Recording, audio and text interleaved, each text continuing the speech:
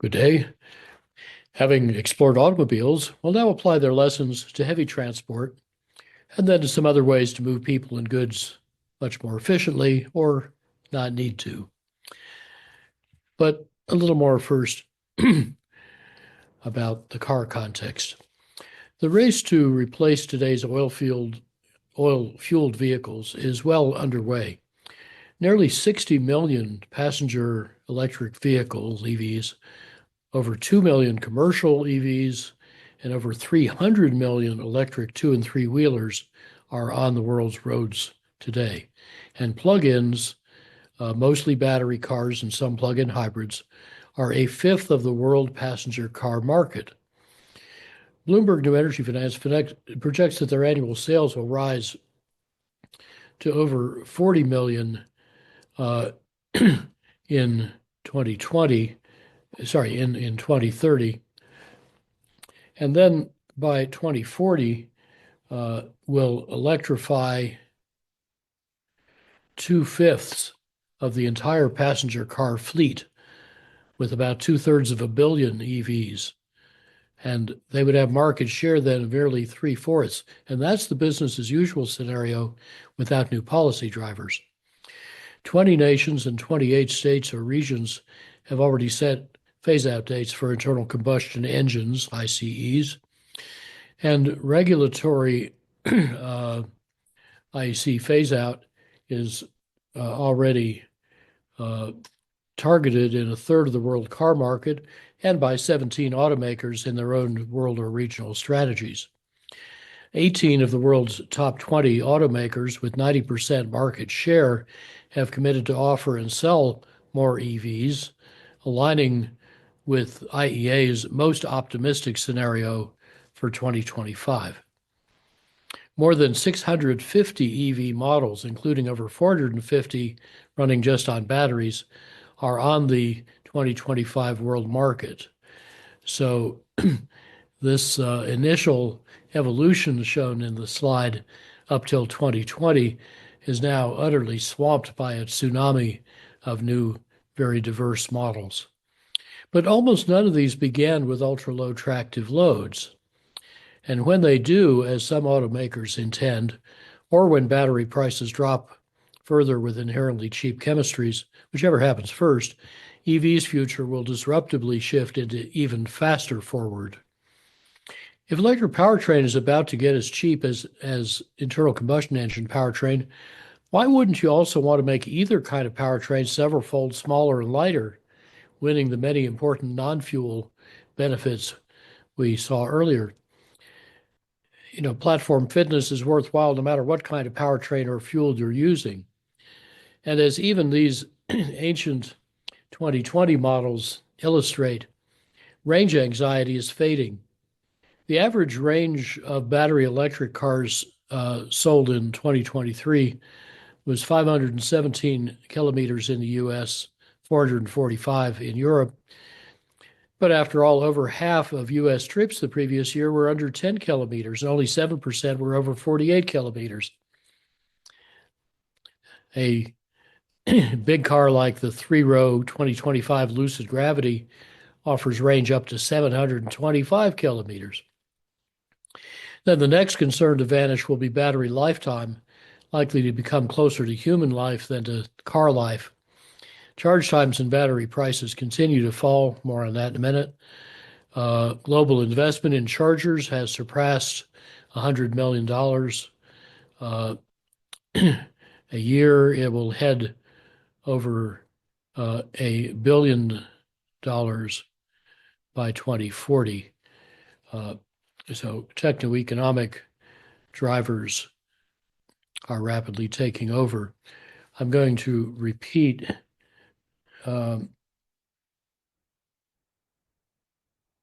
last sentence, which I flubbed. Global investment in chargers has surpassed $100 billion, heading over $1 trillion by 2040. And techno-economic drivers are rapidly taking over the dynamics of the car business.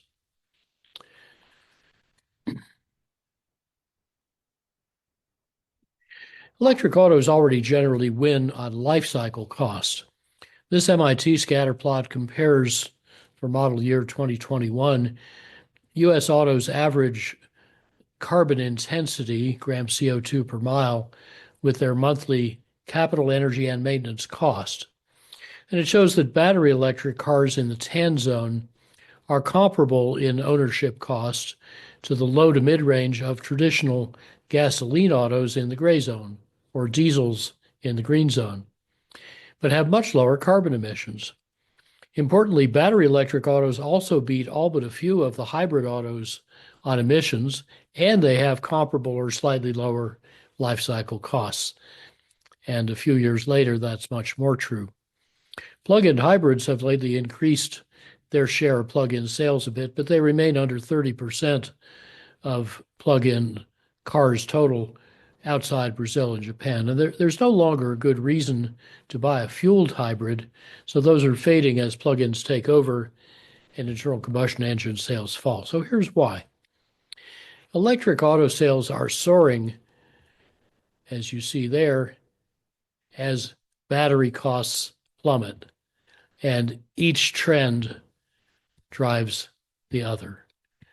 By now, 1 in 5 new cars sold worldwide in 2024 was electric. That's battery electric plus fuel cell electric, which is a very small bit of the market, plus plug-in hybrids.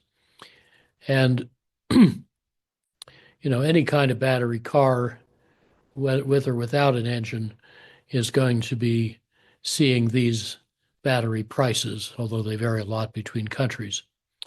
China in 2022 sold 5 times more battery electric cars than the United States did.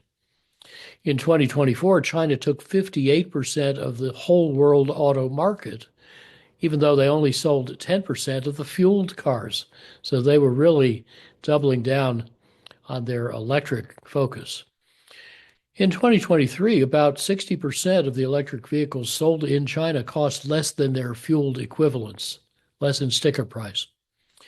And in 2025, EVs will probably surpass half of China's domestic car sales, aided by widespread public fast charging at about half the price per kilometer of gasoline.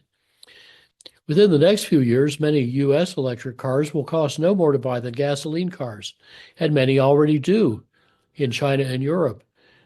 In the U.S., so do at least 2 Tesla models.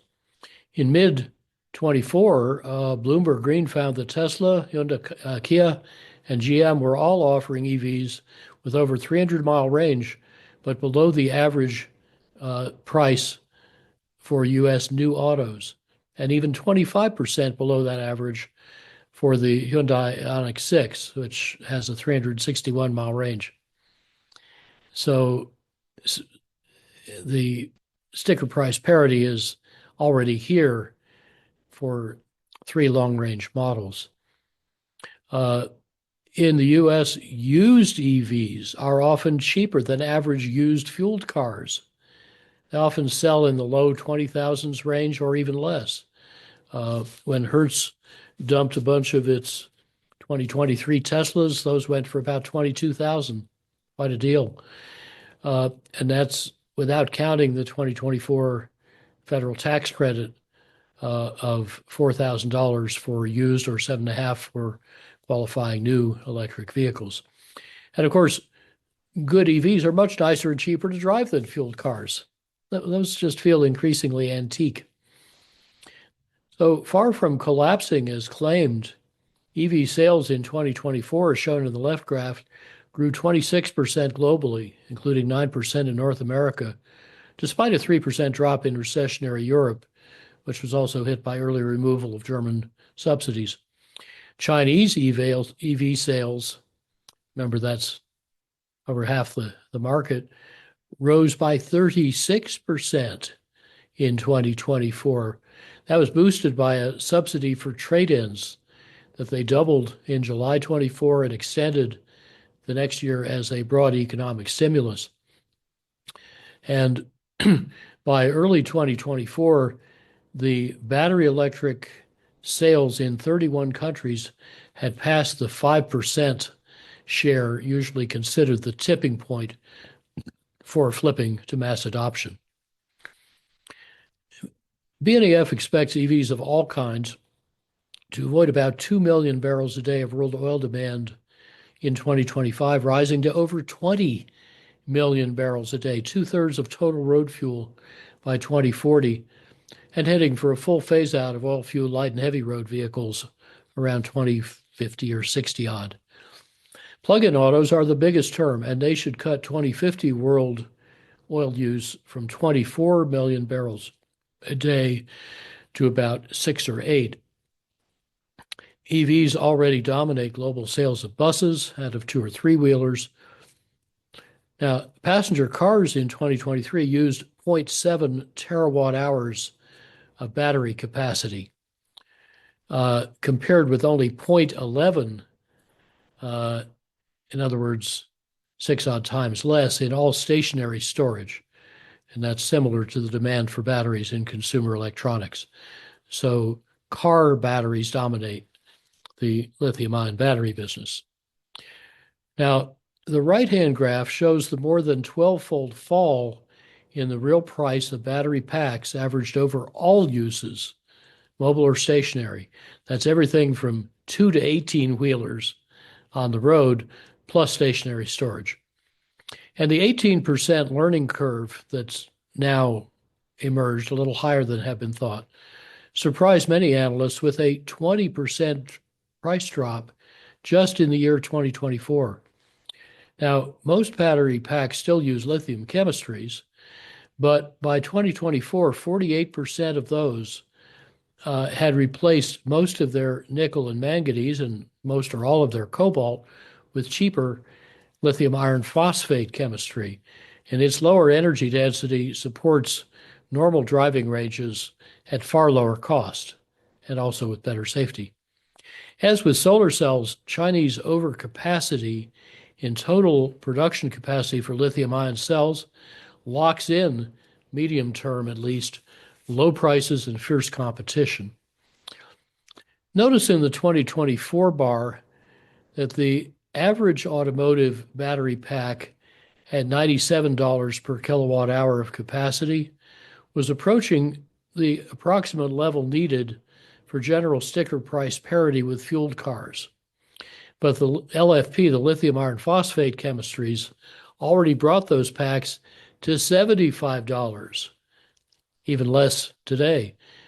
And Chinese packs for buses and trucks averaged $90 a kilowatt hour. So that drove rapid electrification of those heavy vehicles too.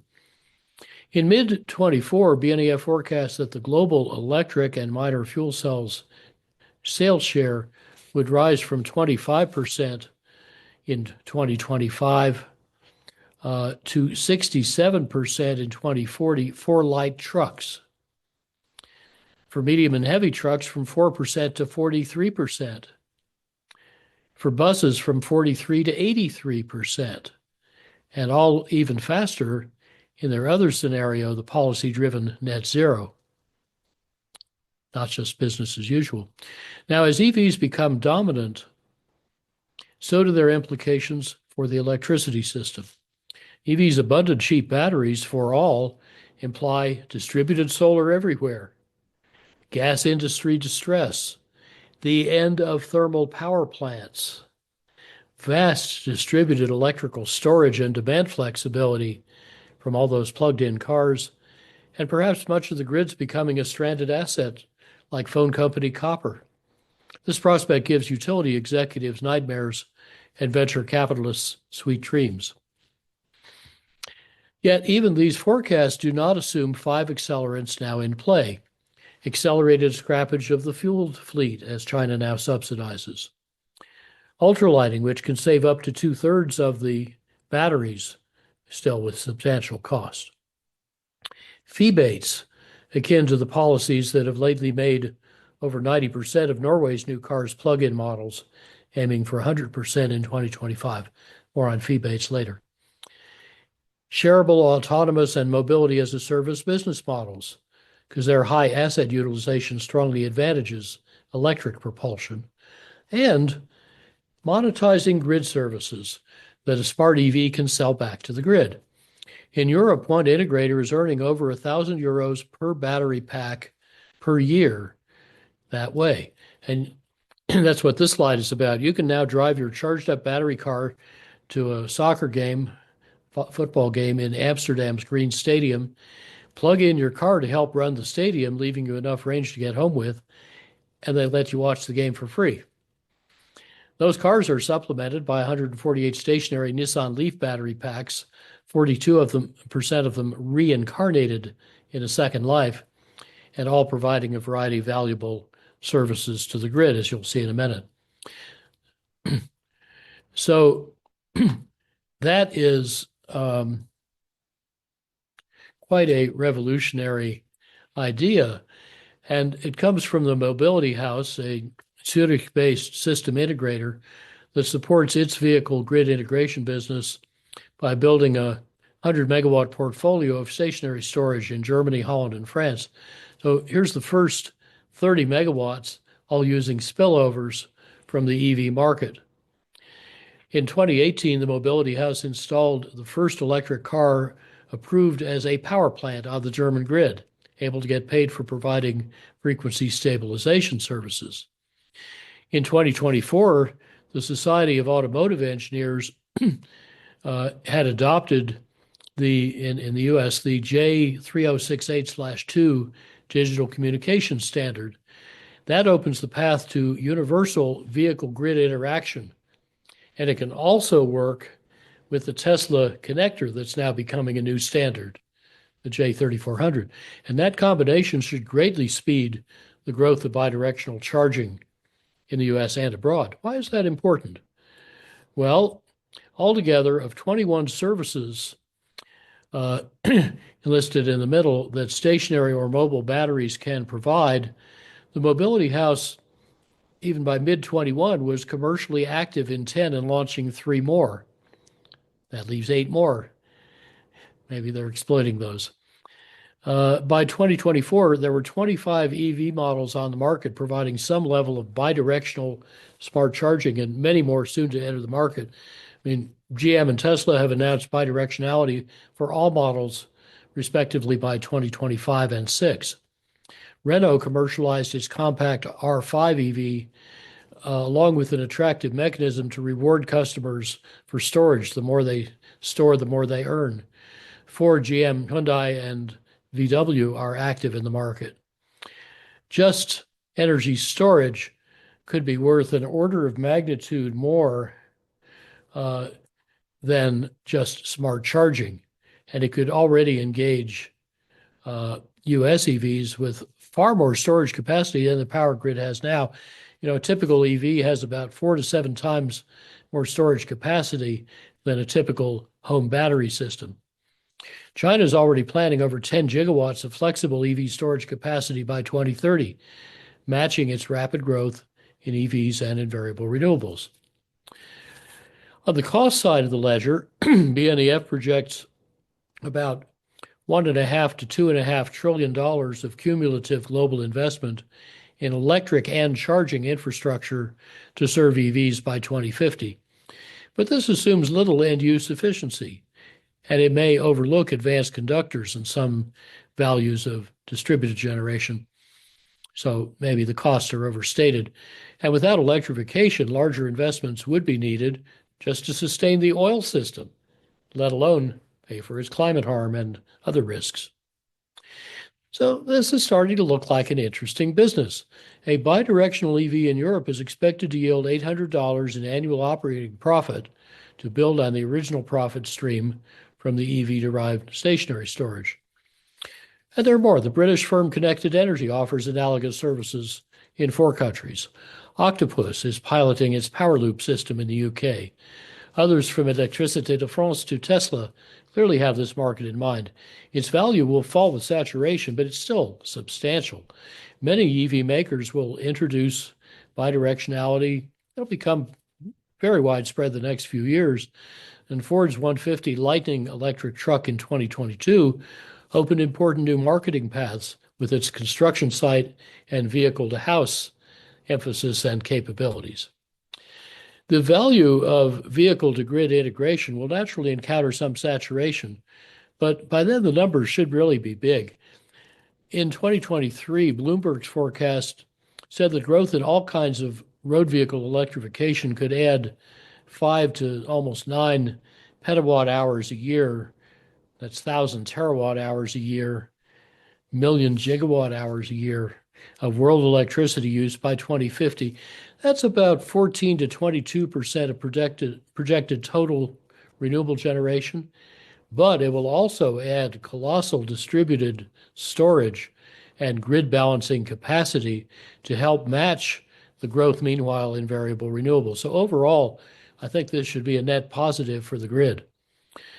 Moreover, EVs could use a lot less electricity than forecast, because making vehicles more efficient than Bloomberg assumed would free more electricity to displace more fossil fueled stations sooner, more cheaply, more resiliently, and save most of $1 trillion worth of charging infrastructure.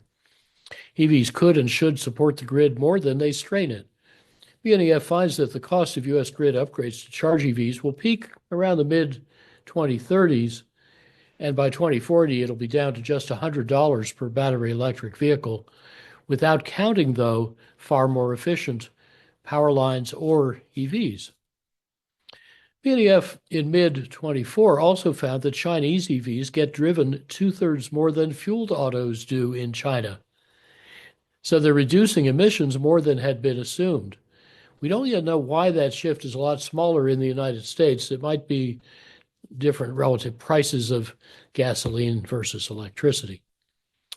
Now, what about that big 2021, 2, 3 scare about scarce battery minerals, mainly from China, with ever-rising price and insecurity and severe environmental and human rights issues? Well, to the extent those concerns were valid, like child miners in Congo, they're already being largely mitigated by a mixture of normal market processes, public policy, and technical innovation.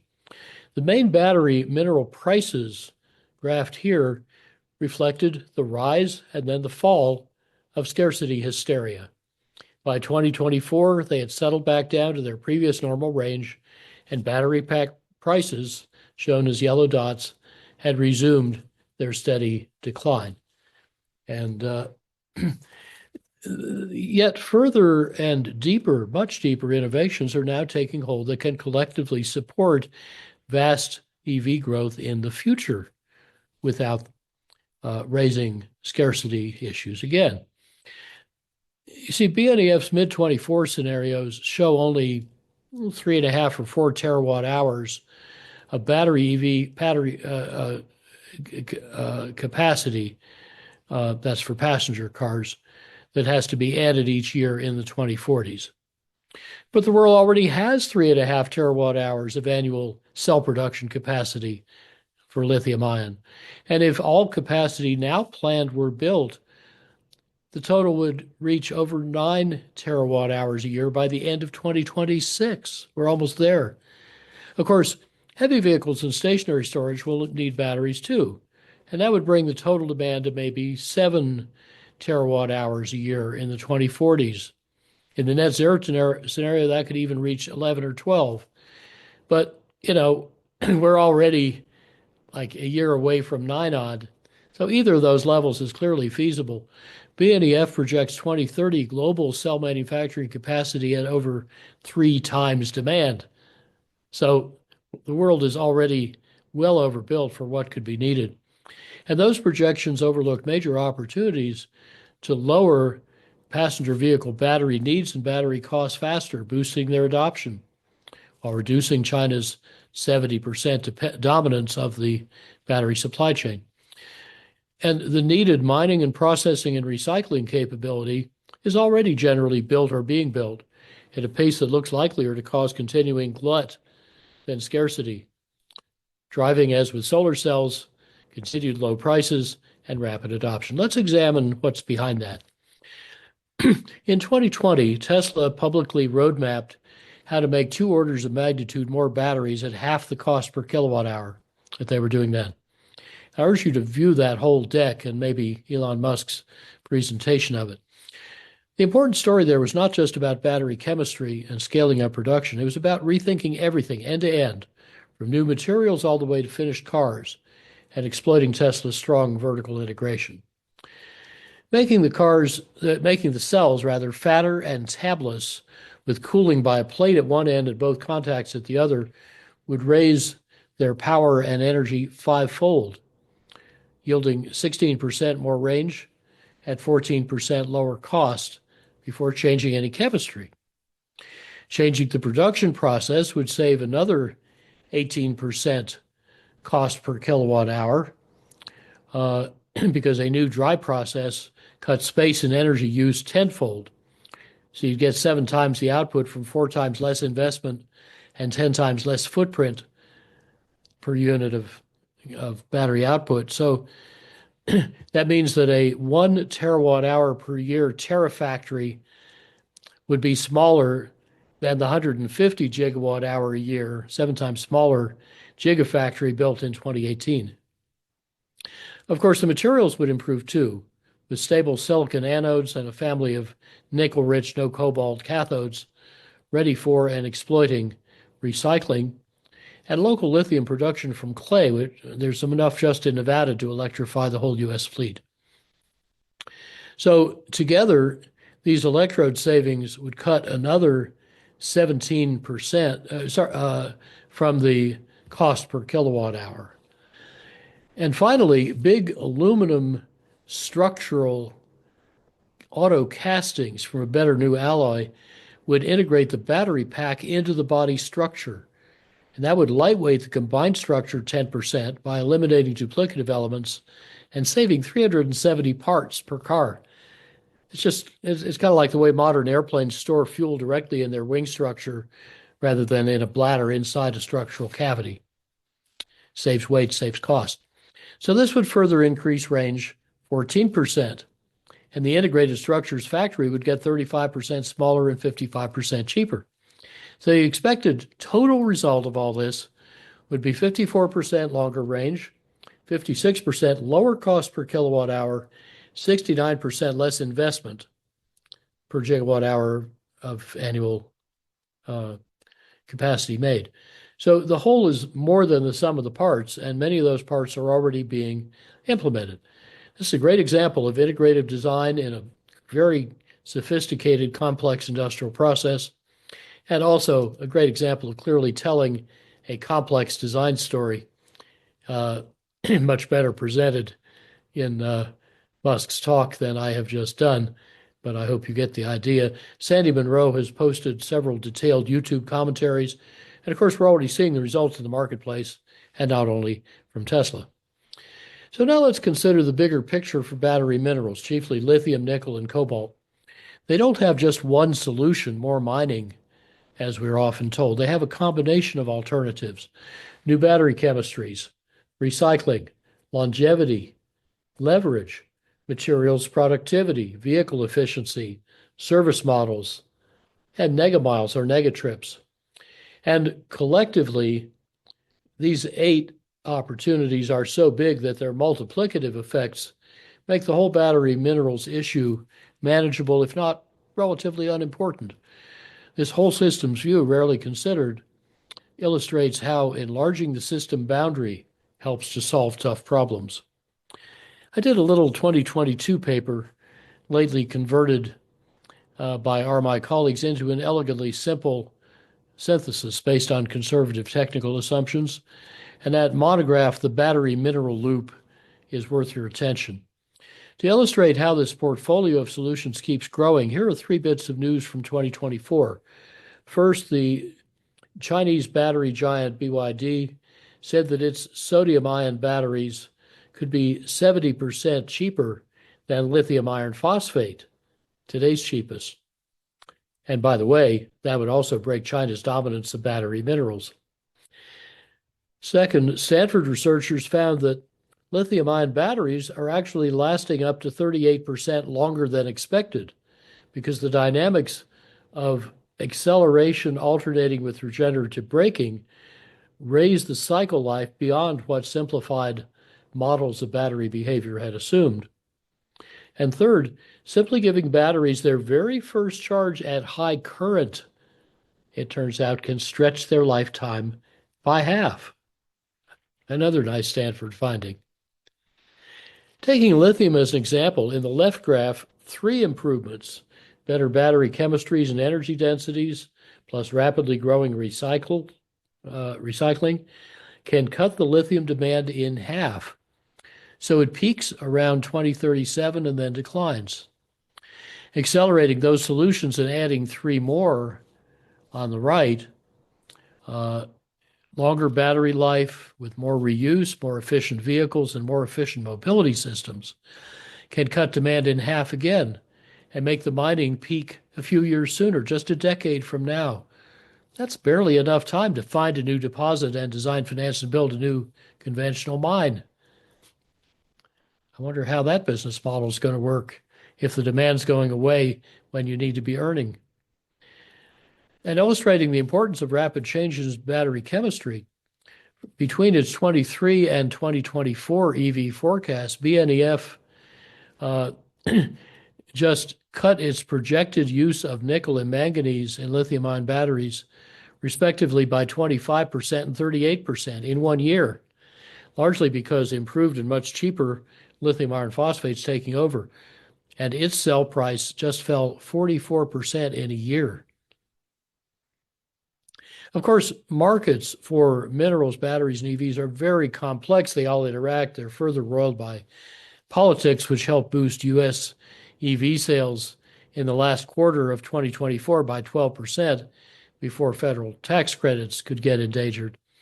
Conversely, in December 2024, BNEF lowered its projected U.S. EV sales share for 2030 from 48% to 33% due to the same election outcome. But conversely, again, as of early 2025, low battery mineral prices should help battery prices continue to fall. That makes EVs more attractive worldwide. You know, when you make more batteries and EVs, they get cheaper. Then you buy more, so they get cheaper, just like solar cells. And while some U.S. buyers shun EVs due to an actual or perceived scarcity of chargers or well-maintained, reliable chargers, fast chargers are set to outnumber U.S. gas stations in about 8 years. And the charger companies that turned out not to do maintenance well or at all are rapidly exiting the market, and their stuff's getting fixed or replaced. Not surprisingly, long-run EV projections are all over the map. OPEC, Organization of Petroleum Exporting Countries, foresees a world EV fleet in 2050 only a third as big as the scenario of BP for net zero.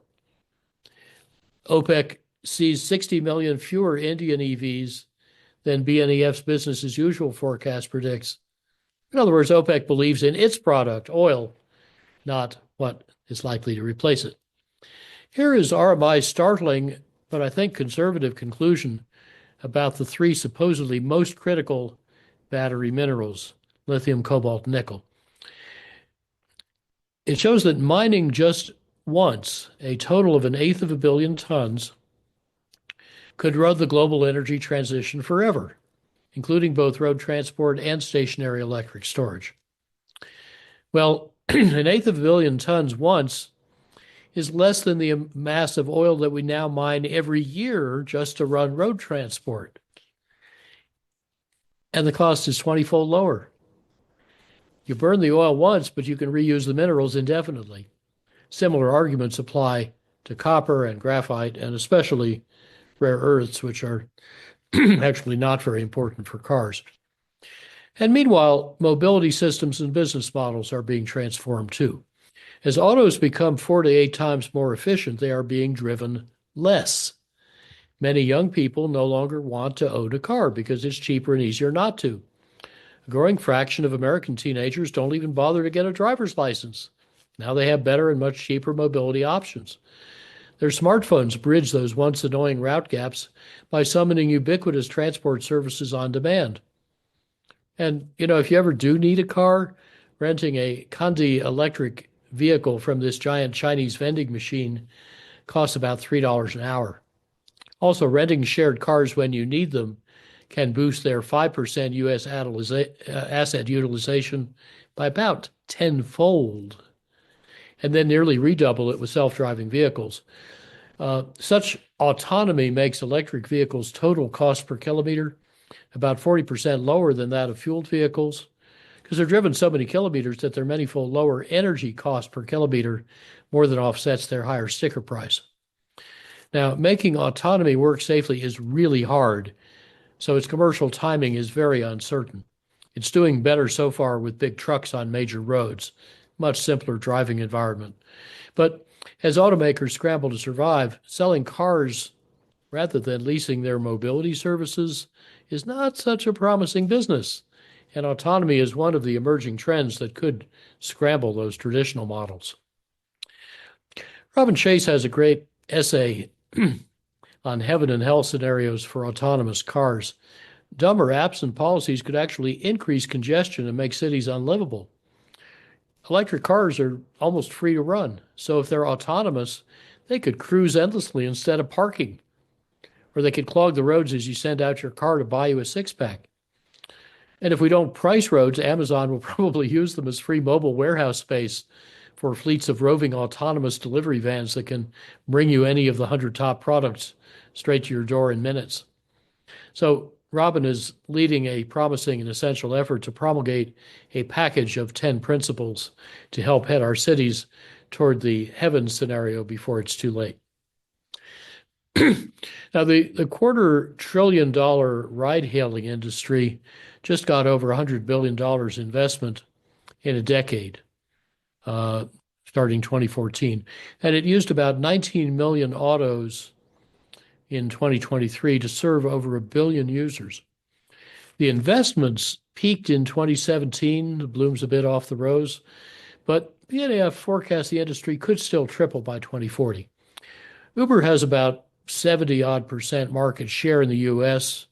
Didi is similar in China.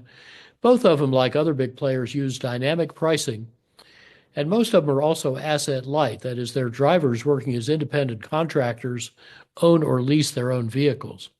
But even so, only Uber has been profitable. Severely disrupted traditional taxi services often collaborate with ride-hailing services. Uber aims, starting this year, 2025, to offer every taxi in the world as an option on its app. The top 8 ride-hailing firms, other than Lyft, have also diversified into other services with mixed results. Now, shared micro-mobility, especially station-based bike sharing, is growing quickly. There's a strong business case also to electrify the ride-hailing auto fleet.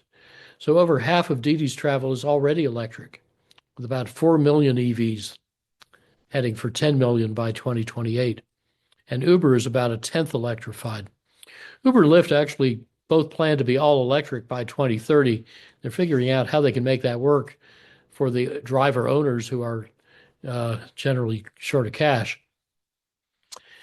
Another segment shows up when you go beyond the 4 listed here for New York, where you can see Uber and Lyft have far more vehicles on the road than the competing shared mobility models. Car rental firms have only about 0.5% of the world's auto fleet, but they serve over 60 million customers a year and could usefully expose them to the EV experience for stuff they might want to buy or lease later. Unfortunately, Hertz, which set the highest EV targets and reserved half its 100,000 new Teslas for Uber drivers, seems not to have executed well. And in early 2024, they announced they'd sell 20,000 EVs, 4% of their vast fleet, but a really big disruption to the used car market, and it put some buyers' car loans underwater. Hertz blamed fluctuating residual values and said they were having even more accidents with their EVs. That might be due perhaps to faster acceleration and higher than perceived speed. Finally, car sharing, although it's growing in parts of Europe, especially with favorable and EV boosting policies in Europe, car sharing is a small part of the world shared mobility market. You see Zipcar listed here for New York. U.S. EV tax credits require local content for customer purchases, but not for dealer leases, which are especially popular for EVs and help to manage customers' risk of rapid shifts in technology, price, and value. And of course, all of this may change if the credits change. Chinese EV makers, over half the world market, have some headwinds too, but Sinopec says that China's gasoline use peaked in 2023, 2 years early, due largely to a surge in electrified ride-hailing and taxis. Policy is helping too. They have 22 cities and 6 provinces that already require all new ride-hailing vehicles to be fuelless. China has been the world's biggest growth market for refined oil products for over 20 years. And in 2023, China's taxi and ride-hailing markets were 87% electric. And now trucks are rapidly electrifying too. So BNEF expects China's total oil use for road transport will peak, or did peak, in late 2024. We're about to find out. Similar fractions are emerging in European fleet and company cars. And since those types of vehicles drive about 2 to 5 times as much as private cars, they too accelerate savings in oil and in carbon. Rapid growth is also occurring today in e-rickshaws in India, where ride-hailing, of course, is over a century old. And a fourth of all the passenger car kilometers now use shared vehicles. And electric bike and scooter sharing services are popping up in cities all over the world. There are more than 630 cities accelerating this by standardizing the data systems for those bike and scooter sharing services. And about half the world's new two-wheelers and 70% of the total kilometers driven by 2- and 3-wheelers are already electric, saving over 1 million barrels a day of oil. China and India are radically speeding all these transitions with RMI's vigorous help. Of course, forecasters differ widely in how shared and autonomous mobility and patterns of urbanization will evolve, especially in China and India. After 2030, IEA and OPEC forecast a global passenger car fleet rising through 2 billion vehicles. BNEF expects it to peak at about 1.6 billion around 2040. And as usual, model structures determine the outcome of the forecast. EIA is forecasting a U.S. EV fleet in 2035 around 20 to 30 million. BNEF says 80 or 90 million. They can't both be right. Regardless, the vitality and the ambition of India's and China's mobility revolutions are really remarkable. China in mid-2024 had 2/3 of a million electric buses on the road, nearly 1 million electric commercial vehicles. They had 96% of the world's 300 plus million electric 2- and 3-wheelers. In India, those had a market share of 60%, and they drove nearly 4 times as many passenger kilometers as all the passenger cars. Indeed, for 3-wheelers, 80% of the sales and 69% of the fleet are already electric. So these often neglected but ubiquitous smaller vehicles are over 7 times as numerous in the world as all of the commercial and passenger electric vehicles combined. And in scooter-rich societies, they're the vanguard of electric traction and of creative new kinds of transport and grid integration. A little example of what's happening in India. In 2021, Niti Aayog, Prime Minister Modi's strategic planning agency for all India, partnered with RMI and RMI India on a marketing campaign to improve air quality by electrifying vehicles for last-mile delivery and ride-hailing services. This was part of a bigger RMI effort to make mobility clean, shared, and electric. It rapidly gained 140 corporate partners, starting with Walmart, Uber, Amazon, and FedEx, and including many of India's top companies. So if you go to the media section at the website Shunya .info, you'll find this brand film, which quickly gained over 50 million views, and a fine infomercial featuring the then CEO of Niti Aayog, Amitabh Kant, who went on to lead India's presidency of the G20. Let's see if we can watch this film. It's very short.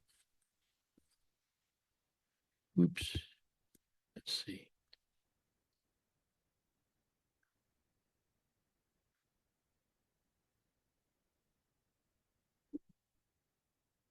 सदियों पहले भारत ने इस विश्व को एक अनोखा उपहार दिया।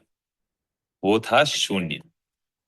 महान भारतीय गणितज्ञ आर्यभट्ट की इस खोज से पूरे ज्ञान विज्ञान को एक नई दिशा मिली और तकनीकी खोजों से हमारी दुनिया बदली। शून्य, एक ऐसा उपहार जो कुछ भी नहीं और सब कुछ है। जो भी है उसका आधार है शून्य। इसने हमें दी है अनगिनत सुविधाएं जिनसे हमारी जिंदगी आसान हुई है। हमारी ख्वाहिशों से लेकर जरूरतें सब पूरी हो जाती हैं, मुश्किलें दूर हो जाती हैं और हमारा कीमती समय बचता है। अपनों में दूरियां मिटती हैं और खुशियां फैल जाती हैं।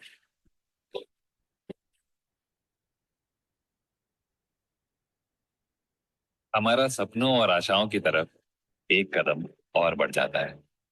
अब यही शून्य फिर से देश को देगा एक और बड़ा उपहार।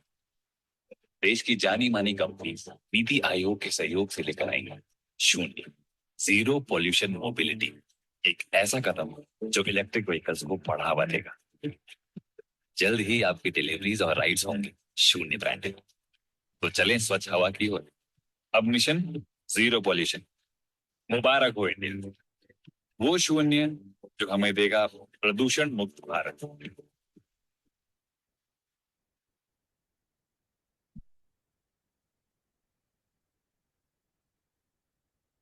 So Shunya brands electric rides and deliveries. That is, the vehicles and goods and drivers all carry the logo, integrated with a public awareness drive that strongly links EVs with clean air for our kids to breathe. It brings together industry stakeholders from ride-hailing and e-commerce firms with logistics providers, vehicle makers, food and grocery delivery services, charging infrastructure providers, and fleet aggregators, together with their customers, allies, and enablers. Really big tent. An online resource toolkit also enables EV users and providers to assess their costs and benefits, track their progress, find financing and policy support, and otherwise enable wide and deep adoption. This important new Indian model is surpassing all expectations, and it's being noticed in many other countries. And here's the latest video 1 year into the program.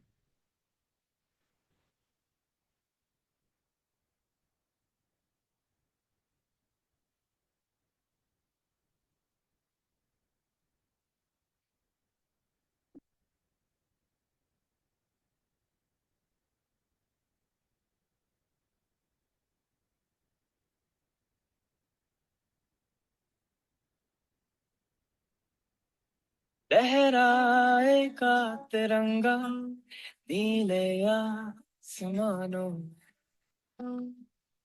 बढ़ेगा भारत आगे नीले गगन की छाँव में। मुस्कुराहटे होंगी लबों पर लबों पर लबों पर, सफलता के गीत होंगे जुबां पर जुबां पर जुबां पर। एक बात तो है पक्की के शून्य में है शक्ति। एक बात तो है पक्की के शून्य से तरक्की। एक बात तो है पक्की के शून्य में है शक्ति। एक बात तो है पक्की के शून्य से तरक्की। सांसों में चलती अब साफ हवा होगी, नए जमाने की नई रफ्तार होगी। प्रश्नों के हल होंगे सपने सफल होंगे। एक बात तो है पक्की के शून्य में है शक्ति। एक बात तो है पक्की के शून्य से तरक्की। एक बात तो है पक्की के शून्य में है शक्ति। एक बात तो है पक्की के शून्य से तरक्की। छूटेंगी पीछे बातें पुरानी, नया भारत लिखेगा नई कहानी। इरादे अटल होंगे, मेहनत के मीठे फल होंगे। एक बात तो है पक्की के शून्य में है शक्ति।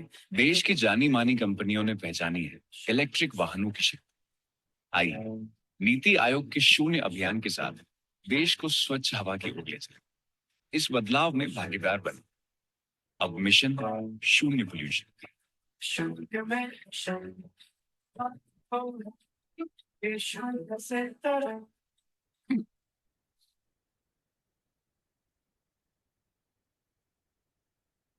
So I know that was a lot to watch, but I wanted you to get a grasp of how the integration and marketing can work in such a complex system and such a very complex society. So combining design and technology with mobility and business innovations, autos are morphing from pigs, that is personal internal combustion, gasoline, steel-dominated vehicles, to SEALs, shareable electric autonomous lightweight service vehicles. And the basic need for automobility is transforming too, starting with urban design. In 2010, nearly half the world's new cars were sold in China, where only 5% of people then owned one. And yet this 100-kilometer traffic jam took 12 days to unsnarl. Imagine being caught in that. Building roads causes traffic, so politicians worldwide are starting to figure this out and change the rules. A license plate in Shanghai costs more than the small car you put it on. Beijing, where smog is rapidly declining, registers electric cars instantly for free. But if you want a new fueled car, you have a 1% chance in the lottery to be allowed to buy a registration.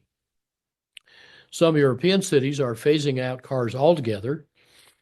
Amsterdam in 2025, for example, inside the inner ring road, where they initially restrict but don't yet prohibit cars, and then expanding to the next ring road 3 years later.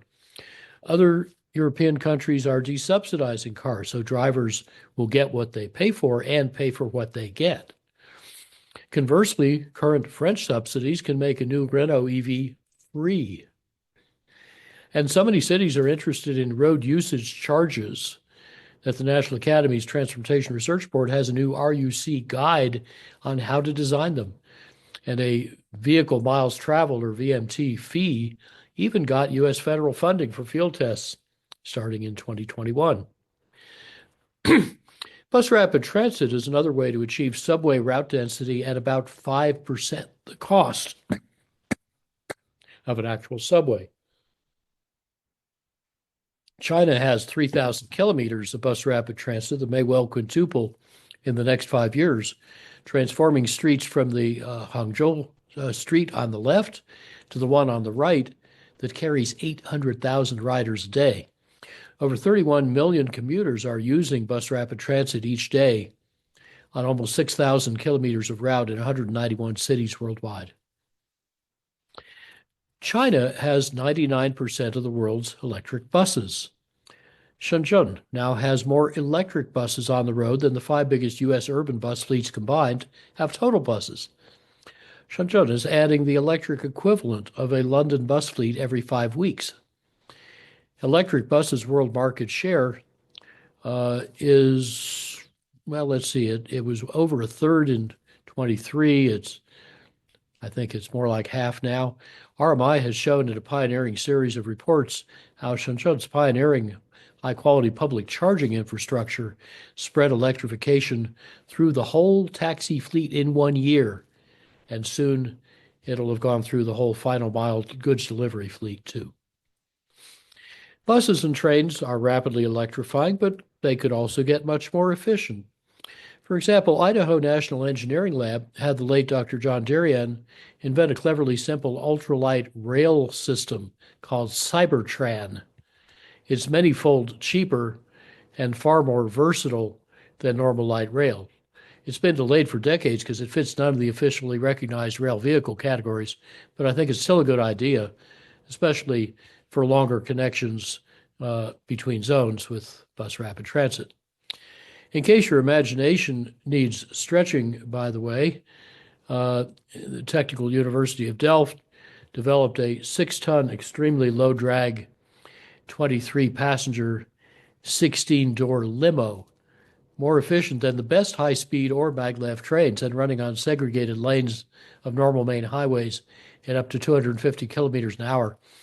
The astronaut and engineering genius, Professor Wilbur Ockels, led the team until he died a decade ago, 2 years after the first Superbus got its Dutch license plate. Alas, the superbus.biz site implies that the team has disbanded. So I don't know what's happening with that.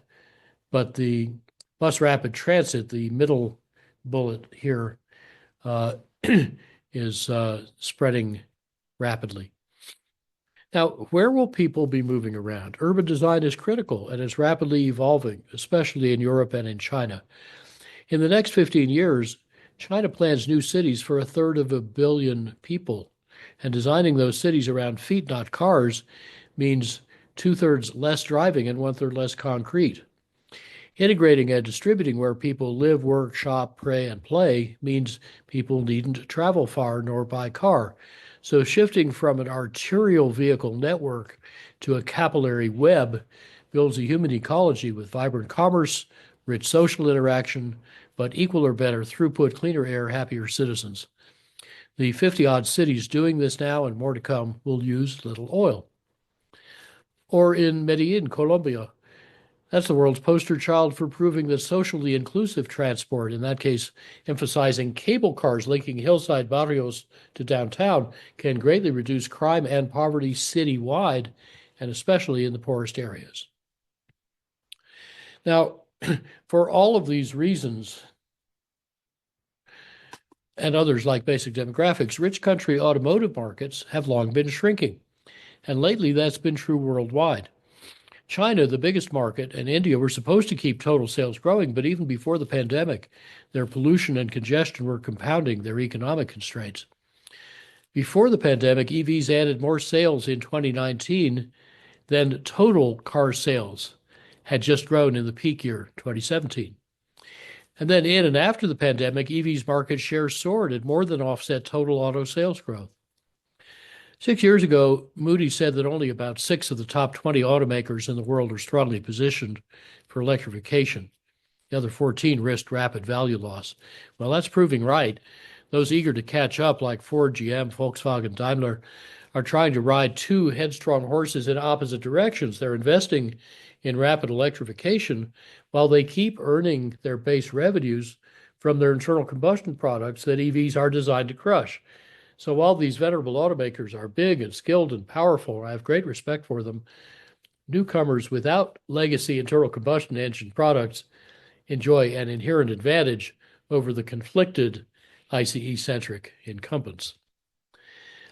Looking further ahead, BNEF's mid-24 forecast says that world sales of passenger vehicles in the next few years will regain and then surpass their 2017 local peak.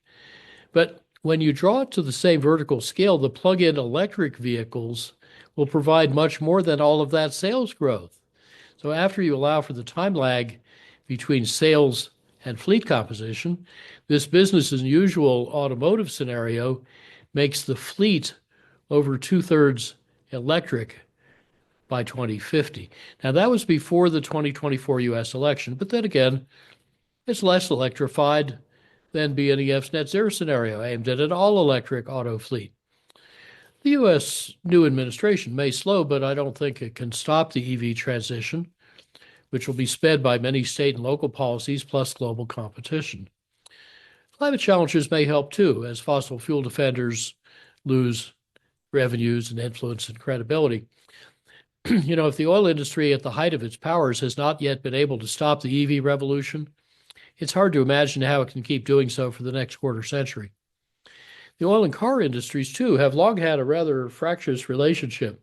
All the U.S. automakers want to protect current EV policies, both to exploit the transition they've heavily invested in and to compete in the global marketplace. The electricity industry, too, largely favors and supports EVs as a new customer and a major source of grid flexibility and resilience. Even major oil companies are split. You may have noticed the head of ExxonMobil asking for the U.S. to stay in the Paris Agreement. Oil owners and sellers are far from homogeneous, and those trying to hold back the EV flood are looking increasingly isolated and out of touch with markets.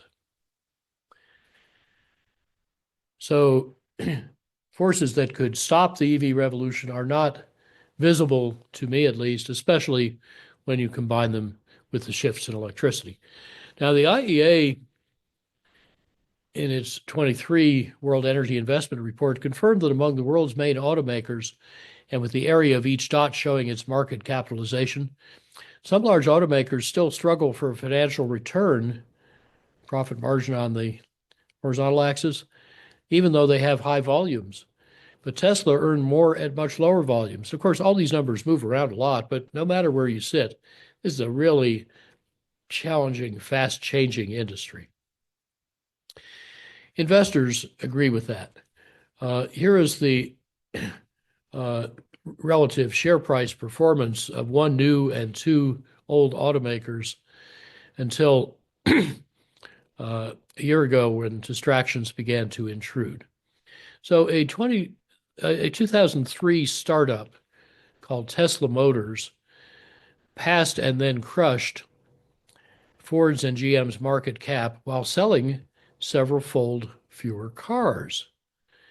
So the important point of this graph is not so much the order of magnitude divergence in value. You can barely see the stagnant green and red lines along the horizontal axis. And the point here is not Tesla's wild ride triggered by its CEO's recent behavior, but rather that the old automaker's value is relatively stagnant.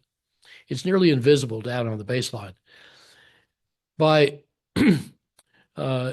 Basically, the incumbents are struggling to reinvent themselves while electric cars are seen as the inevitable successor. By fall 2020, Tesla was the world's most valuable automaker.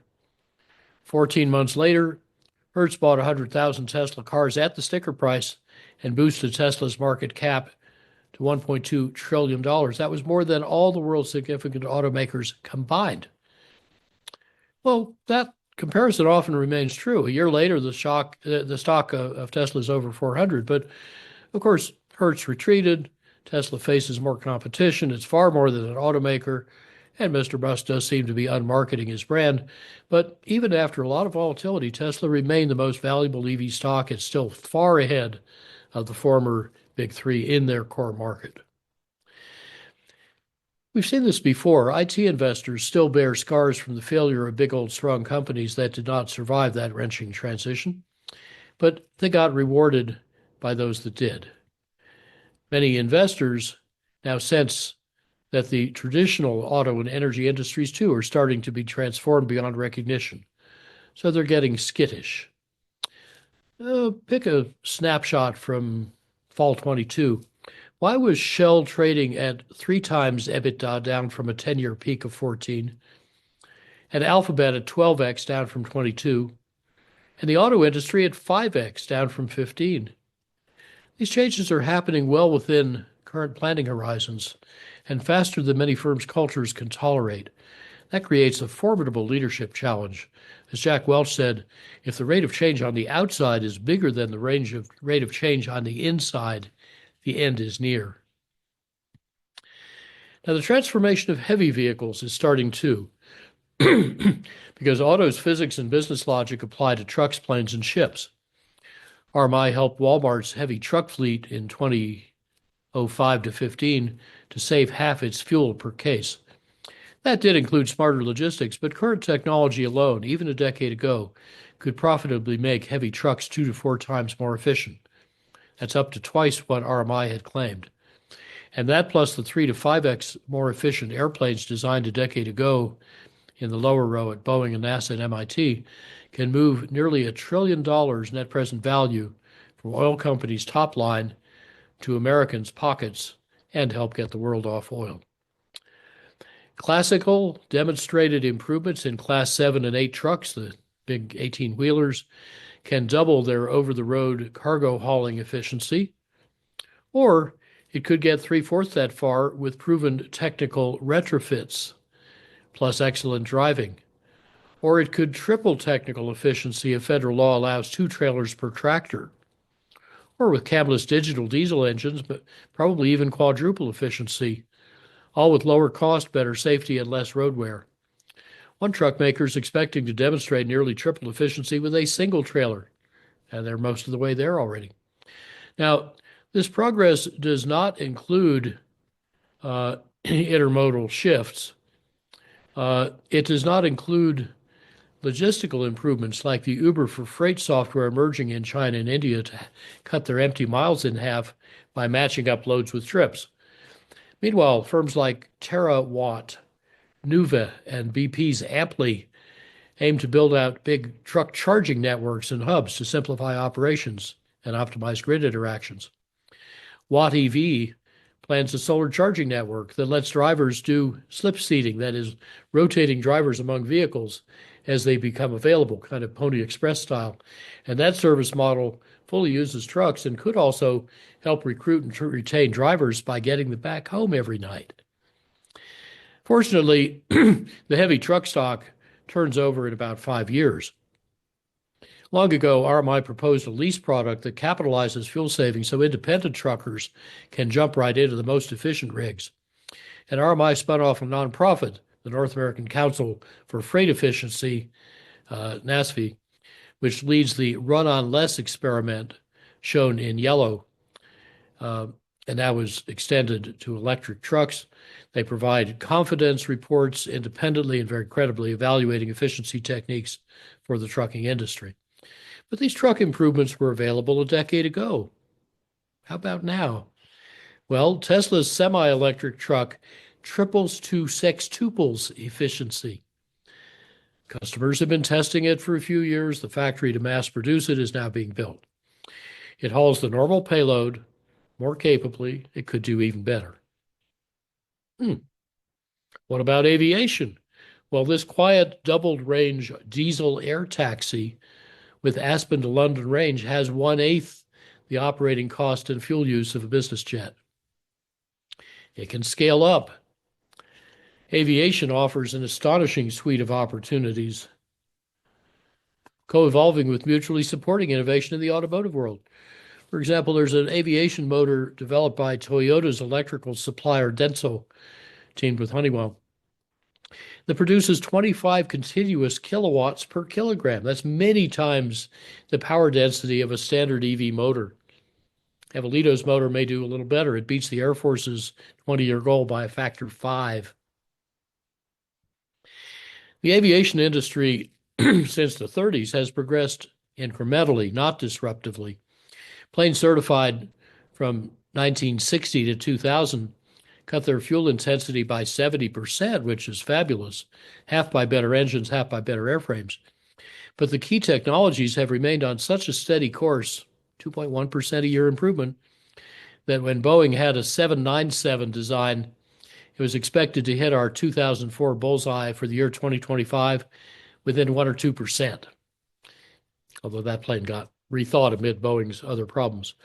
But now electric planes, EPs, are evolving even faster than EVs. EPs have higher ambition, as they must, because it's harder. They have almost unlimited capital, and they're about where EVs were 15 or 20 years ago, when they were widely thought impractical or unaffordable. Now it's clear that they're emerging very quickly and will win on both capital and operating costs. Let's dig into that just a little. Combining available with near-ready technologies can dramatically raise aircraft fuel efficiency. A decade ago, NASA's roadmap foresaw 50% fuel savings available by 2020 and 60% by 2025. And these technologies are pretty obvious from fundamentals. The second of two equations in the whole course. Specifically, airplanes' efficiency is proportional to their engine efficiency, to their lift-to-drag ratio, and to a logarithmic term on the right that's based on the ratio of gross weight, structure plus payload, to fuel weight, because a fueled plane becomes more efficient burning fuel and shedding weight. Propulsive and aero and mass efficiency are the three prime variables, putting aside some other complexities. And, even though planes go about 10 times faster than cars and aero drag rises as the cube of speed, reducing weight is crucial too, even more than for road vehicles, because planes need energy to get up and stay up in the air, and lift induces its own drag. Ultralight weight, along with low skin friction drag, crucially enables longer range electric propulsion. EPA and FAA are introducing an efficiency metric and standard for new or modified airplanes to help exert evolutionary pressure on developers. Most analysts, though, greatly underscope aviation efficiency's potential by focusing on batteries, which are much heavier than fuel, although in the same proportion as electricity is cheaper than fuel. Now, average auto battery packs improved from about 90 watt-hours per kilogram in 2010 to 194 in 2024. But the best was over 250. BNEF says by 2025, here we are, large cell producers are aiming to produce about 350 to 500 watt-hours per kilo cells for aviation. So at the pack level, that's equivalent to about 280 to 300 watt-hours per kilogram. Again, over 3 times what we had in 2010. But as NASA has confirmed, impressive performance is available with today's battery packs if the aircraft is first made very efficient, minimizing mass and maximizing lift-to-drag ratio. In fact, today's best batteries, plus the 3 to 5-fold more efficient planes in the top row designed a decade ago, or the slightly newer ones in the bottom row, can save about $0.9 trillion net present value in the U.S. alone. How do such planes save about 50 to 80% of their fuel versus today's fleet? Well, via strut-braced or truss-braced wings, now to be commercialized by Boeing, composite structures, hybrid propulsion with gas turbine-assisted takeoff and range reserve, but electric cruise, potted or buried propulsors like the upper middle image where the air is sucked into the engine right out of the boundary layer ingestion. Some blended wing body designs, the sort of delta-shaped ones like the two at the lower right. Other expanding innovations, especially in aerodynamics. In fact, NASA Langley's then chief scientist thought that Boeing is exploiting only about half the potential of truss-braced wings, which he said can help raise the lift-to-drag ratio from the low 20s for today's general planes to 40 to 60 plus, approaching the best sailplanes, which are around 70. Innovations in boundary layer control are no longer the only big aerodynamic opportunity.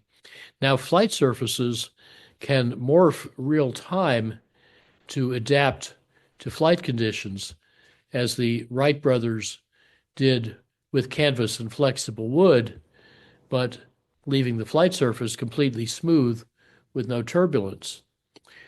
Flexis can make these seamless, jointless, hinge-free wings whose edges can morph swiftly and deeply. And commercial use is starting with an Aston Martin car's rear wing, then aviation.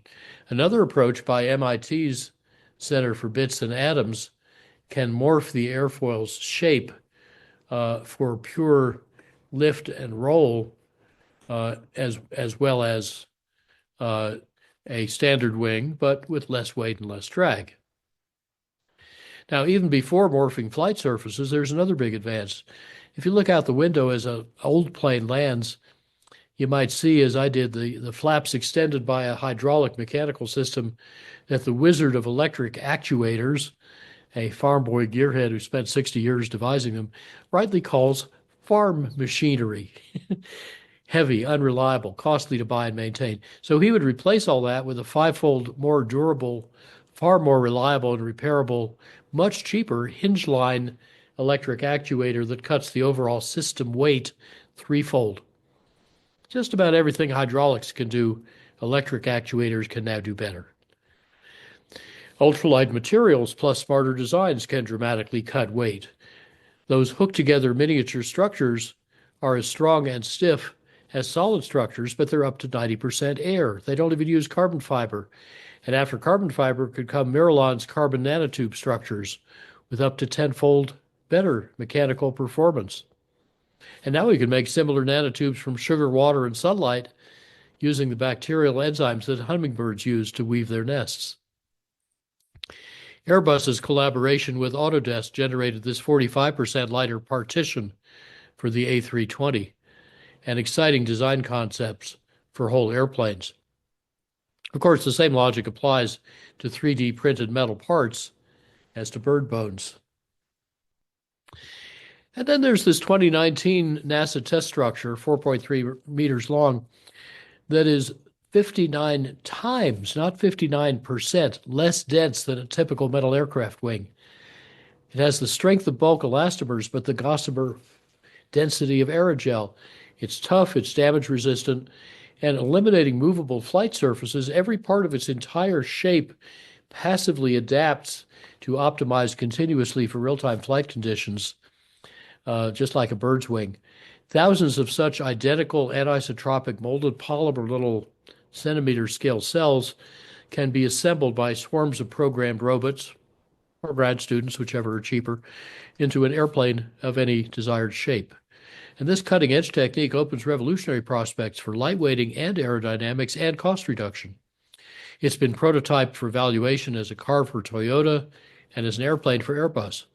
It could make a vacuum balloon without helium, light enough when evacuated to be buoyant without crushing, and to lift, in a big version, 24 times the payload of a jumbo jet.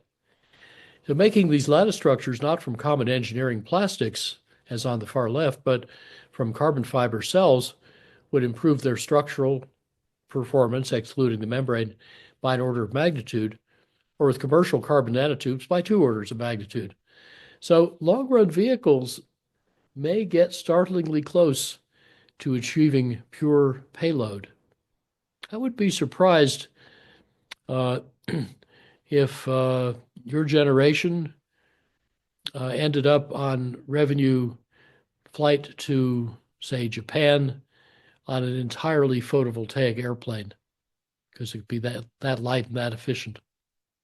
And of course, it'll get as much light from below as from above, reflected back up from the Earth. Even the most sophisticated traditional propulsors may be ripe for innovation. Here's a little suggestive example, rediscovering a 120-year history. An MIT Lincoln Lab intern's award-winning toroidal propulsion for quiet drones was derived from what's called a ring wing. It's an old concept set in the patent to improve lift to drag by 40 to 60% compared to the normal linear wing. Well, some 35 or 40% of the drag of a typical aircraft wing is due to its wingtip vortex formation. But the toroidal propulsor has no wingtips. It may weigh more or perhaps less per unit thrust, depending on materials. And then there's a parallel development on the right here by a musician who wanted to abate annoying drone noise. And it's been successfully commercialized as a marine propeller. You can get it 3D printed from online makers or in this elegant marine bronze from Sharrow Marine. And both air and marine versions can save a great deal of fuel and noise. Why did it take this so long to think of that? Now, if you think EPs, electric planes, are pie in the sky, you might consider whether this already old who's who of vendors and operators of electric planes all got it wrong, along with these counterparts in the hydrogen plane ecosystem. I think it's more likely that incrementally minded incumbents and commentators are deceiving themselves and about to miss their flights. 4/5 of the world's top 25 aerospace firms are now engaged in electric airplane development.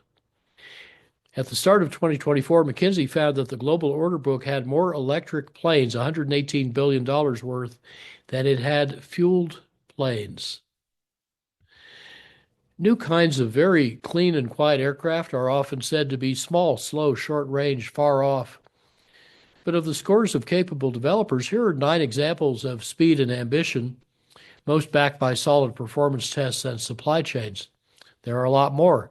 These examples have projected in-service dates between 2025 and 2035, some of them retrofitting fossil-free propulsion into airframes that are long certified, and that could save time because the regulators are probably the rate limiting step. Now, to be sure, these and scores of other ultra-clean and very quiet planes are still just targets promised to investors. They're not yet fully developed and certified realities.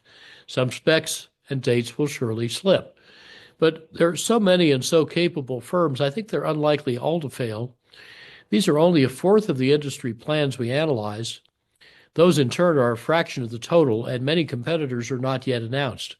So this little petting zoo of 9 examples is just one corner of a big bestiary, starting with the short-range electric drones that firms like Walmart are starting to use for small package delivery, or the eVTOLs, electric vertical takeoff and landing planes that major airlines plan to use by next year to whisk passengers from downtown to the boarding zones at major airports. You might wonder, though, how fast might bigger models enter commercial service? Well, a little eye chart. I recently led an unsuccessful effort to inform my local government around Aspen, Colorado, about alternatives to an expensive rebuild of our airfield to accommodate bigger fossil-fueled planes. The official forecast allows no technologies later than 2016, so here are a few dozen examples of technologies they left out. Each bubble represents one new kind of advanced airplane. Each plane's passenger capacity matches the area of its bubble, as in the black box legend at the upper right. The color of each bubble shows its propulsion system: battery electric in blue, hybrid electric in green, hydrogen in brown or orange. Well, today Aspen uses the CRJ 700 regional jet. It's shown in red at the left for comparison. Its maker and the airport's chief forecaster expect its routine retirement from the commercial fleet could start in the red date range at the lower right. In other words, 2 or 3 decades hence, plus any life extension, which is routine, because it's a very rugged plane. Now, the in-service date announced for each new plane is shown on the horizontal axis. How far it can fly is on the vertical axis. And then there's a little scale at the lower left showing city distances from Aspen. Now, importantly, this graph does not include super efficient fueled planes. It doesn't include some electric planes, very relevant to Aspen. All the planes shown through 2027 fit the current airfield without any expansion, and all of them are well suited to more frequent direct service, connecting Aspen with a lot more airports at similar or lower ticket price. And after 2030, when most of the fossil-free planes planned are expected to be taking over the market, I haven't shown them either. There's way too much going on. Only 3 of the numerous eVTOL air taxis are shown for comparison. Those are the tiny bubbles in the next few years. But by about now, some should be able to carry 9 passengers or so, say between Aspen and Denver, without needing Aspen's runway or airport. And such tests are indeed happening around 2025. And even last year, some eVTOLs exceeded 200 miles an hour and 10,000-foot altitude. Of course, the size and range and altitude ratings are rapidly improving, and the first type certifications are expected as early as 2025, commercial service about a year later. Already a flyover 500 meters over your head can be barely audible. Now, what this says is many ultra-clean airplanes are expected in commercial service in this decade. Some will be bigger and longer range than the regional jet that has long served Aspen's Airlines.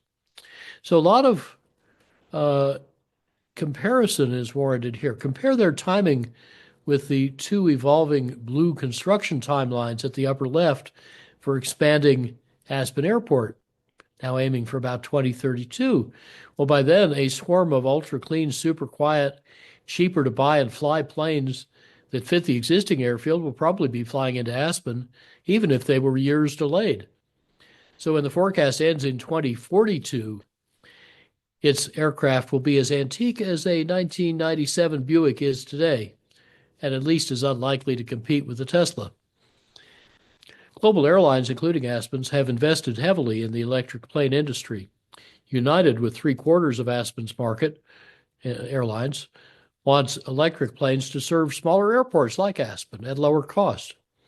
And the new plane's lower cost, zero emissions, and low noise, I think will prove potent competition for all the fossil-fueled planes that the forecast says we need to build for.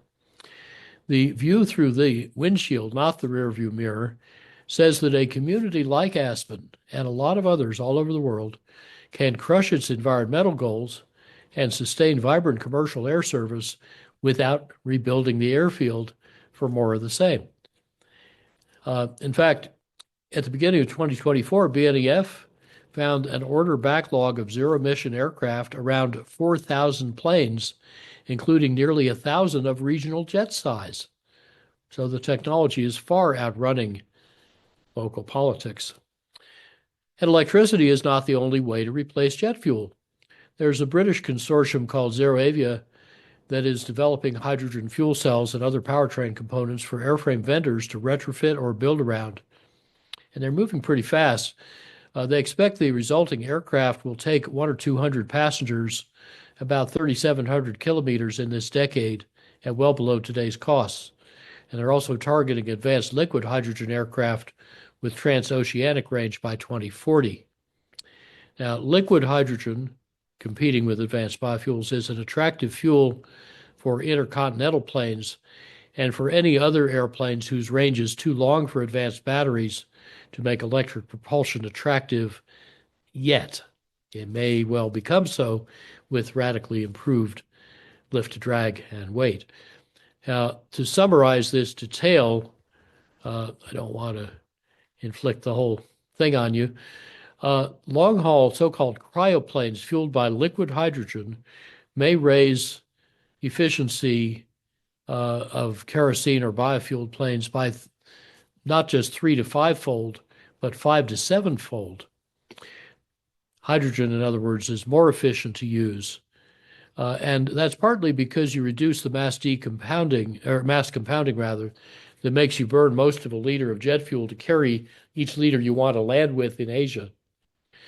Rockets use liquid hydrogen because it's the lightest fuel and its cold enables lightweight superconducting motors.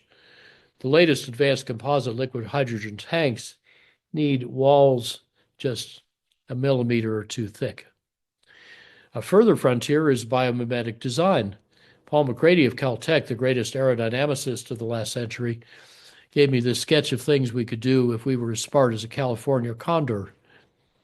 Besides all the advanced geometries and structures and controls, I especially like the fully integrated system design and advanced manufacturing techniques.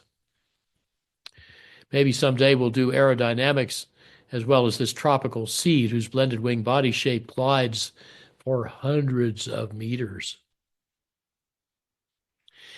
So to conclude about aviation, even before electrification, we've had the technology to make cost-effectively at least 3 to 5x more efficient airplanes if somebody would make them and somebody else would buy them.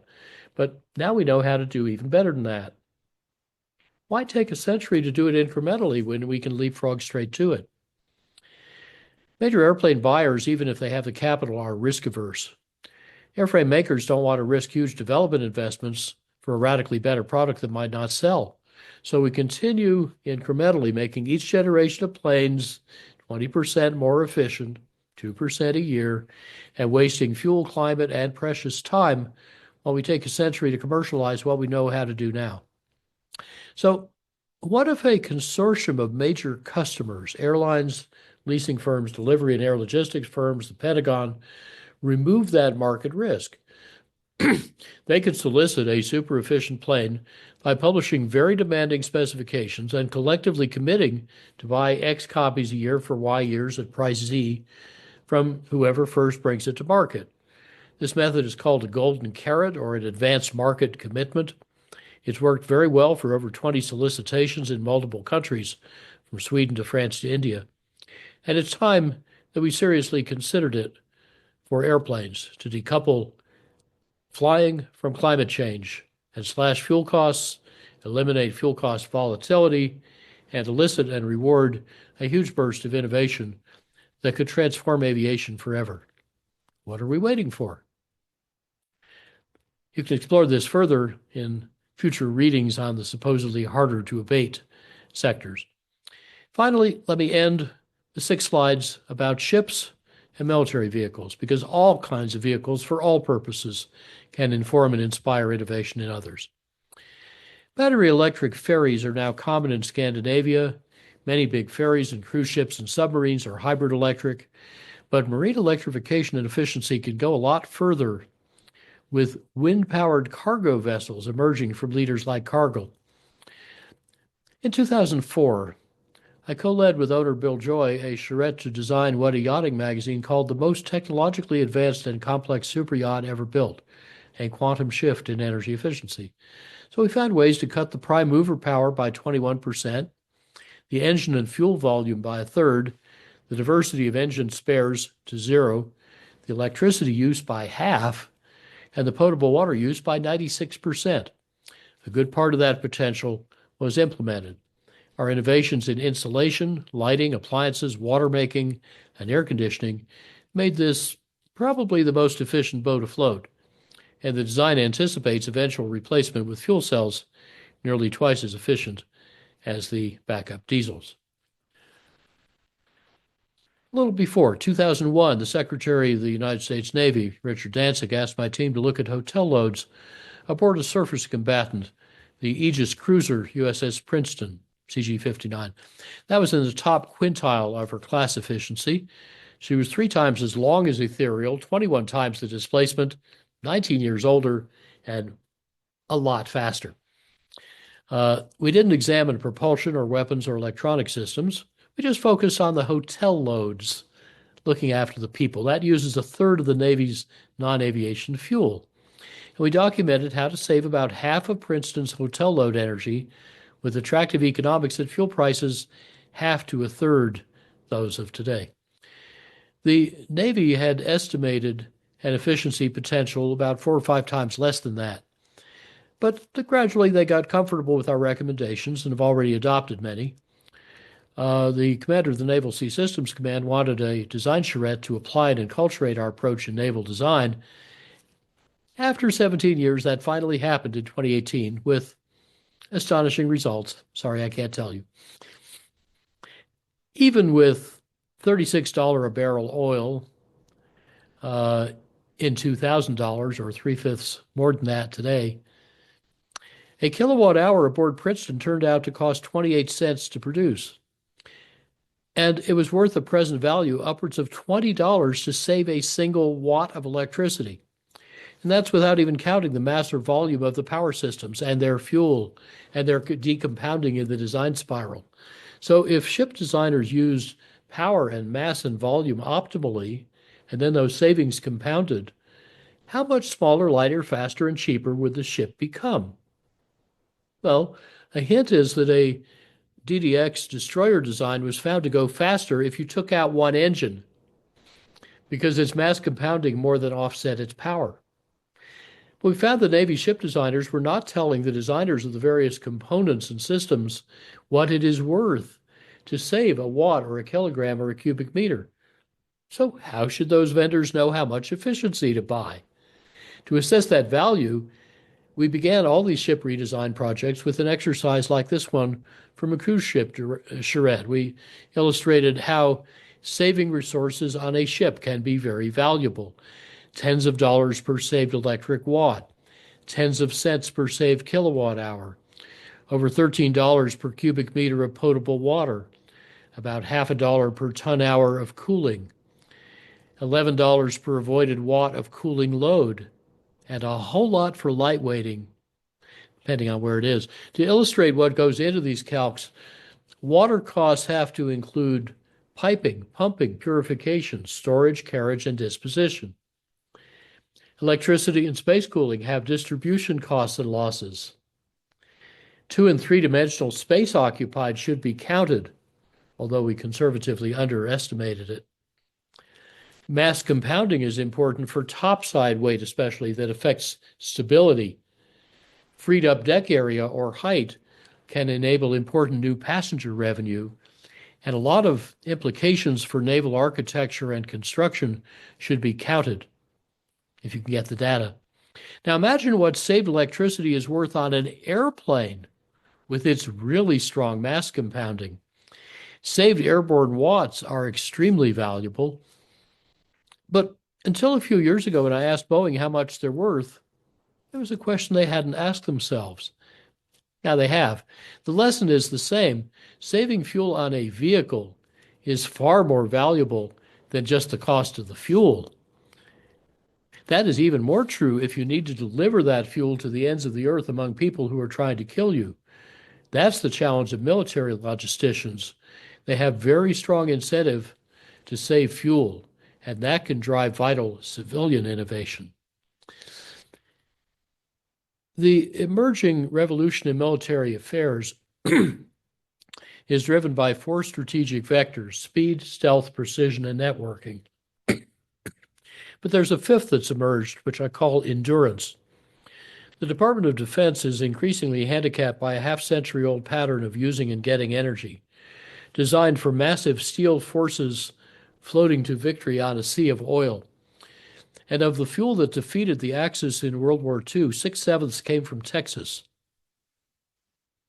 Well, 60 years later, warfighting had become 16 times more oil-intensive, and Texas was a net importer of oil.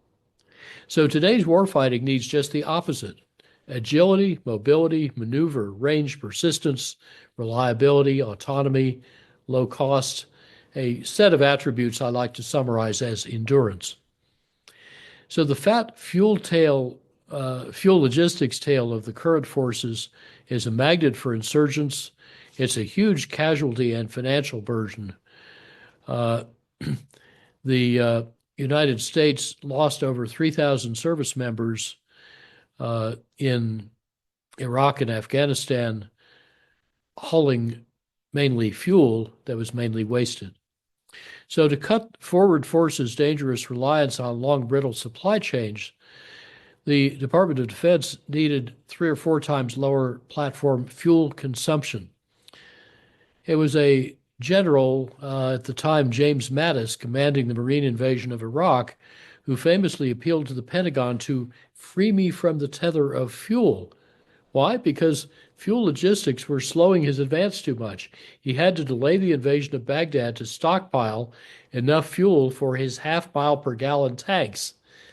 Well, every military leader now understands this efficiency imperative, and the armed services have pioneered aggressive forward deployment of renewables, too, to get more autonomous. Need to haul less fuel. The U.S. military is a powerful ally in the global energy transformation. But how did they come to use so wastefully the fuel that they fight to defend? Well, the root cause turned out to be arrestingly simple. Logistics use half of the department's people and a third of its budget. And of the tons moved to support an Army deployment, about half are fuel. But it turned out the fuel was mainly wasted because when requiring, designing, and acquiring the things that used the fuel, the department systematically assumed that fuel logistics is free and invulnerable. So they valued fuel at its wholesale price delivered in bulk to a secure major base somewhere in the rear, normally around $1 to $3 a gallon. They did not value the fuel at its fully burdened cost delivered to the platform in theater in wartime. And that cost, we found, was usually tens and sometimes hundreds of dollars per gallon, not $1 to $3. So we got that new metric codified in 2007, written into law 2 years later. And as hoped, it is gradually transforming how much efficiency the Department of Defense buys. An airplane designed as if it were, saving fuel against one that's worth over, say, $140 a gallon, because that's what fuel costs to deliver in midair in theater, is going to be a very different airplane than one designed against $1 to $3 a gallon and a huge fuel tank in some rear area. The resulting efficient plane will have a lot more range, dwell, mobility, maneuver, flexibility, versatility, reliability, all the other elements of endurance.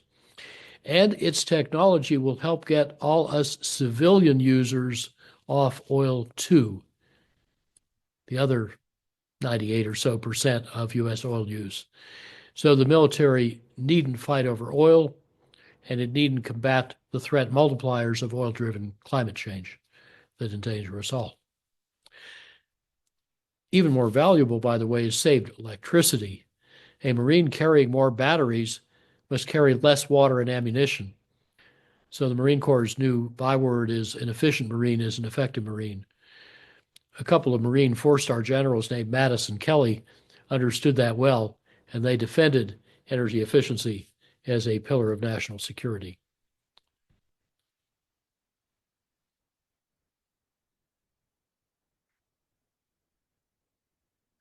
So this is a potential saving on the order of tens of billions of dollars a year, plus thousands of service members' lives. That drives efficient design. That drives our whole society. In case you're wondering what sorts of civilian efficiencies are emerging from these new military rules properly valuing energy efficiency, here's a little petting zoo you can look at later of unclassified examples from about 2006. Newer and less public ones are even more interesting. Now, you may not be used to thinking at all about helping the military advance its use of efficiency and renewables, but they have been wonderful allies and opened many doors. And of course, after military efficiency experts and advocates retire, they take their learnings into their next careers as civilian executives. Where military technology and design go, civilian industries and adoption will follow, and the result will make the whole world safer. Skeptics about the world's decoupling of mobility from oil still abound, especially in the less alert parts of the oil industry, but they're starting to figure out that oil demand is fundamentally changing. At the end of 2019, Michael Liebrock wrote, "Today there is not an oil company in the world that is not talking about peak demand," which he expected in this decade, and now the IEA does too. As a recent 7-year member of the National Petroleum Council who's worked in the oil industry for over a half-century, I hope its awakening will not be too late for having a good chance of a successful transition for those hydrocarbon firms' unique, remarkable, potentially still useful capabilities. But ready or not, here comes efficiency. After decades of diffusing oil in-game ideas into traditional and often skeptical firms, like in this book, Winning the Oil Endgame, we wrote for the Pentagon, I now see an extraordinary shift of perception echoing through boardrooms and articulated by top industry and investment leaders, even if they're not the ones you might hear just at the moment. The emergent strategy is led by 7 European firms, Equinor, BP, Shell, Total, Eni, Repsol, and the former Danish oil and natural gas company, Dong, which transformed itself completely into the successful renewable developer Ørsted. Now, these shifts rewrite the whole business model. And now a lot of city leaders in Houston are shifting their firms and city strategy to try to make Houston the capital of the new energy era. The methane gas endgame, too, is coming clearly into view. Gas-fired power plants have lost their business case to clean energy portfolios. Efficient and passive design and efficient electrification are driving gas out of buildings, partly to protect health, efficient electrification, hydrogen, renewable heat, material savings, threat and gas in process heat. The only other gas market for feedstocks is coming under threat from a shift off plastics and toward agriculture inspired by natural systems, not synthetic chemistry. I used to think gas demand would outlast oil demand by decades, but now I think they could decline much more in step. So coal, the world's dirtiest and amazingly lately the costliest fossil fuel, is a dead man walking. Oil and gas are wrestling with misaligned resources, wordy employees, zombie business models in glutted markets. They can get access to more resources, but can they get profits and demand? The tectonic shifts that a few industry visionaries dared to detect in market ripples 20 or 30 years ago have now triggered a tsunami. It's a very exciting time to see which ventures will fail, which will flourish, and how contagious we can make new ideas. The industries whose products we actually use oil are in really stormy seas, trying to switch quickly to vehicles and business models, displacing the ones that are earning their revenues. That's hard. Consider this ironic little story to end with. BMW's chairman favored a less imaginative and ultimately unsuccessful candidate for CEO who dissipated the momentum and top talent of the i3 program.